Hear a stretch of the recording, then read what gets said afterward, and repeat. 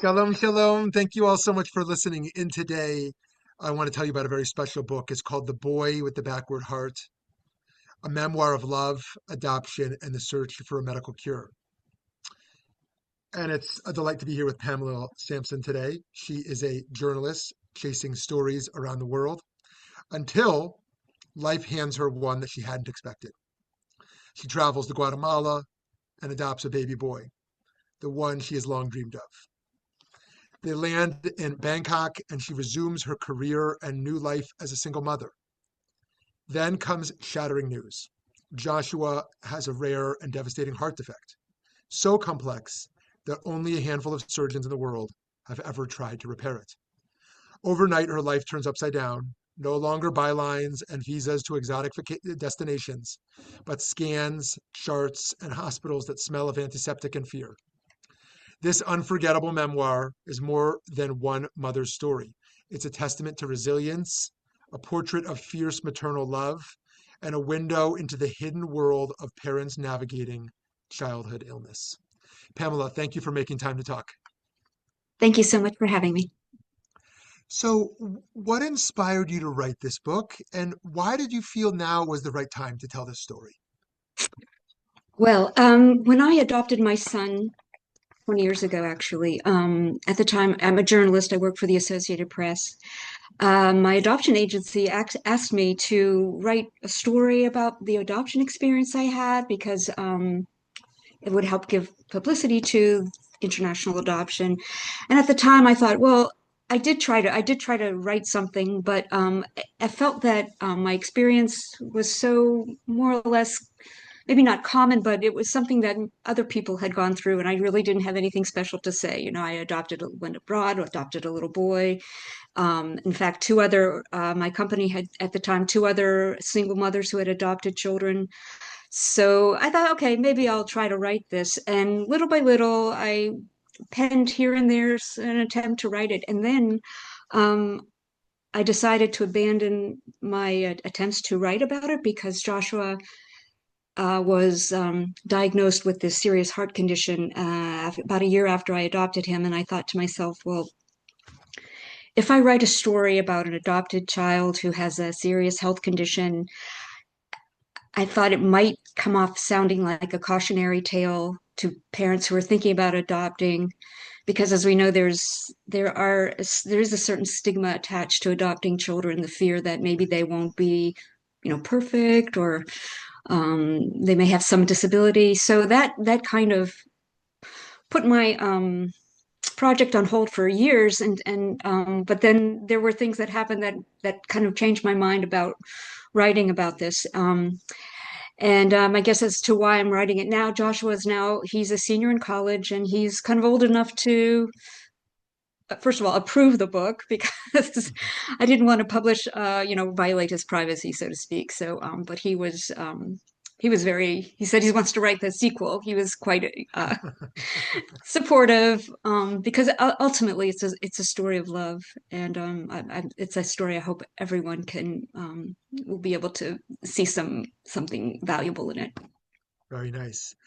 So, what misconceptions about adoption did you hope to challenge or clarify through this book?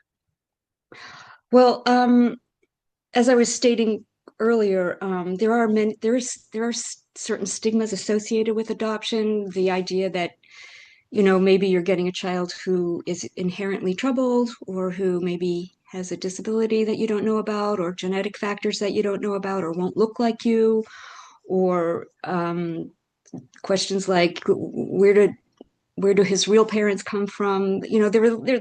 Adoption has there are misconceptions associated with adoption. And when I changed my mind and I decided to write this book was when Joshua was 4 years old.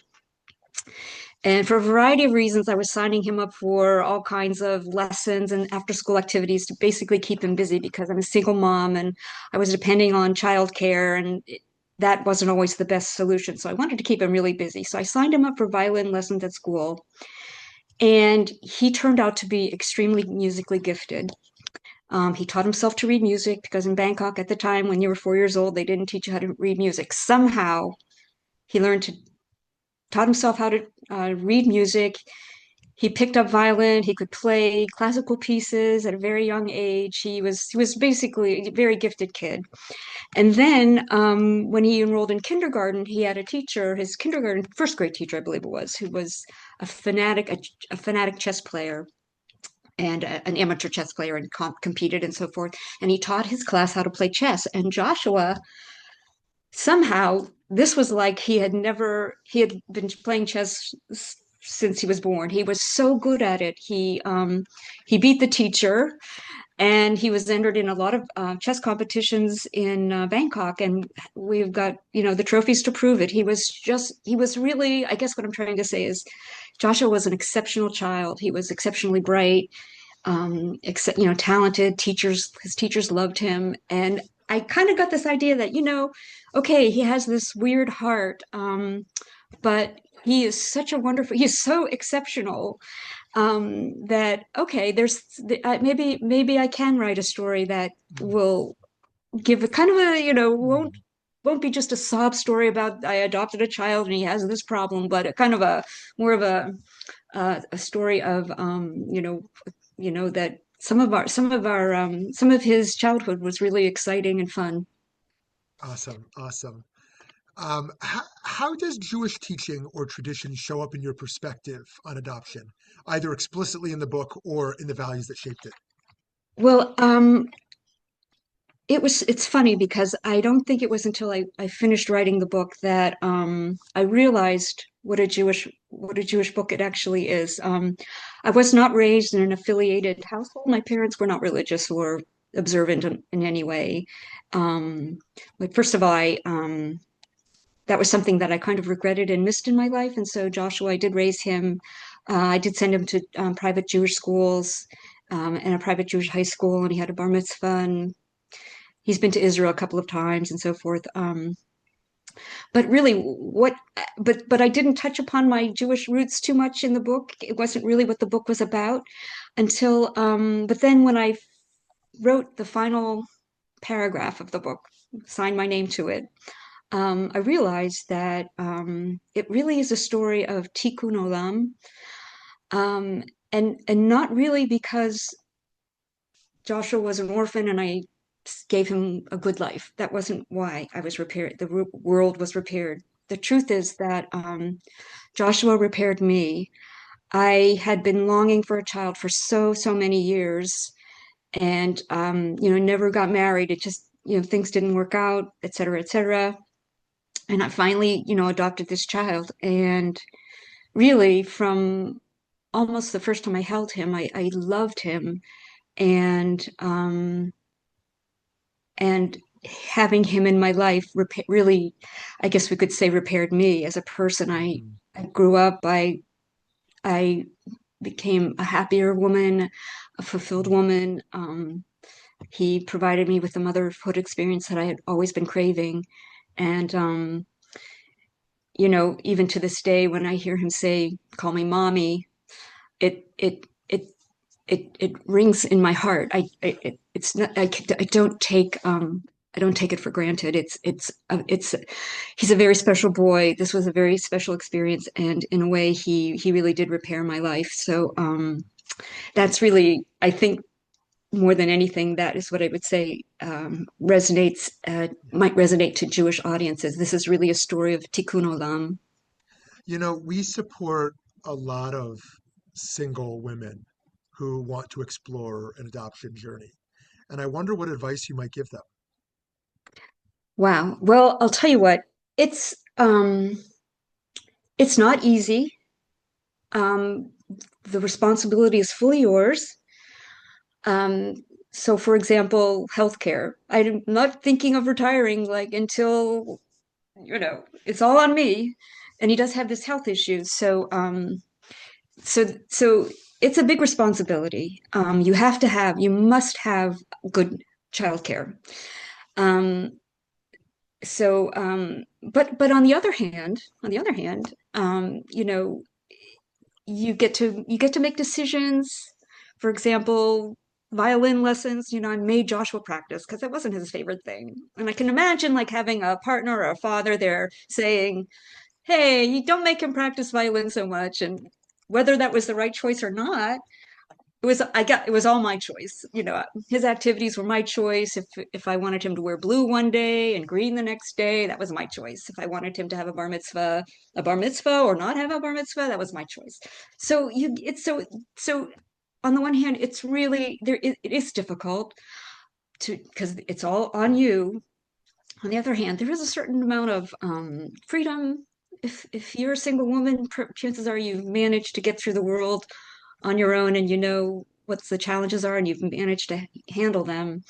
And so, yeah, so that's the best advice I can give you practically is make sure you've got good health, good child care, and good health care, and then maybe find a support system, and then let it happen. Just let it happen.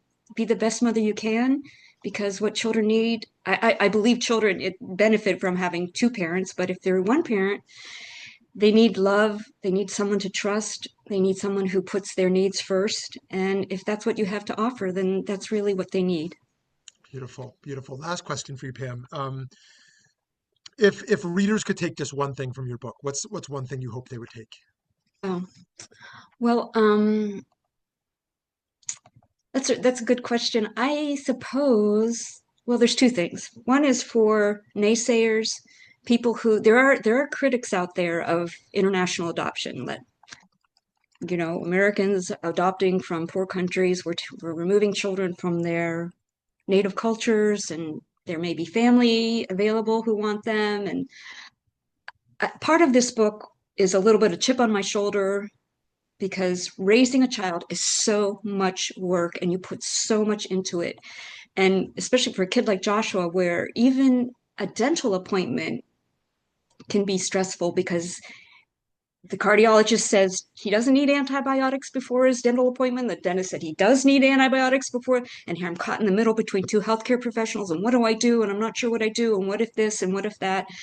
I just wonder if people understand how much people who criticize adoptive parents Mhm. understand what goes into parenting a child. So that's the chip on my shoulder that I hope some people understand that adoptive parents are not doing this for selfish reasons. And I Beautiful. guess the second Yeah. message I would say to take away from this is that loving a child, if that's your thing, there is nothing more beautiful. Nothing. Mhm. Well, Pam, thank you for opening up your story to educate and inspire others. This is very, very important for us that every vulnerable child finds a loving home. And I'm so glad Joshua and you found each other. And friends, I hope you'll pick up The Boy with the Backward Heart, a memoir of love, adoption, and the search for medical cure. Pam, have a great day. Thank you so much.